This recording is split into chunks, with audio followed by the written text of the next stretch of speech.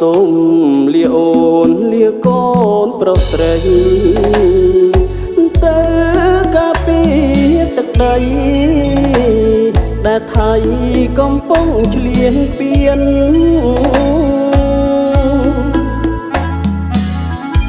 ធ្វើម្ដេចបបងគឺជាទាហានដេញចោលឆ្លៀនពៀនដែលចង់បានរបស់ខ្មែរប្រាសាទតាមននិងតាក្របីព្រះវិហារល្បាយល្បីដែលថៃចង់បានហោហាយសៀងចង់គ្រប់គ្រ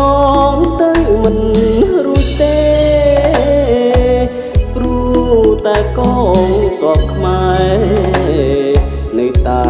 ខ្លាំងក្លាជានិច្ចអូនអើយអូនសូមអូននឹងកូនកុំបារម្ភអីធ្វើម្ដេចបងគឺជាទាហានការពារទឹកដីកុំចាត់ចោលថៃមិនអោយយកចូលជ័យបានឧត្តរមានជ័យទឹកដីខេមរាពួកខ្ញុំសូមបដិញ្ញាថានឹងការពារឲ្យបានកងទ័ពខ្មែរខ្លាំងទ័ពខ្មែរក្លាហាននឹងការពារឲ្យបានដើម្បីសុខសន្តិភាព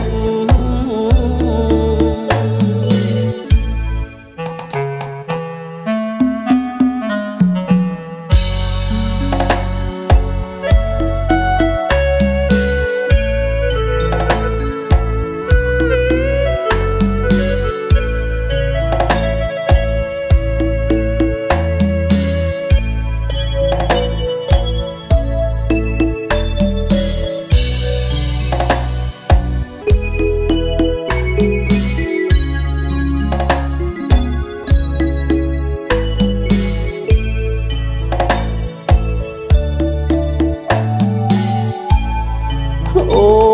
នអើយអូនសូមអូននឹងកូនកុំបារម្ភអីធ្វើម្ដេចបងគឺជាទាហានការពារទឹកដីកុំចាត់ចោលថៃមិនអោយយកចូលជ័យបានឧត្តរមានជ័យទឹកដីខេមរាពួកខ្ញុំសូមបដិញ្ញាថានឹង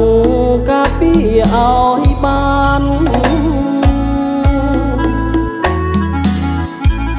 កងទ័ពខ្មែរខ្លាំងទ័ពខ្មែរក្លាហាននឹងការពារឲ្យបានដើម្បីសុខសន្តិ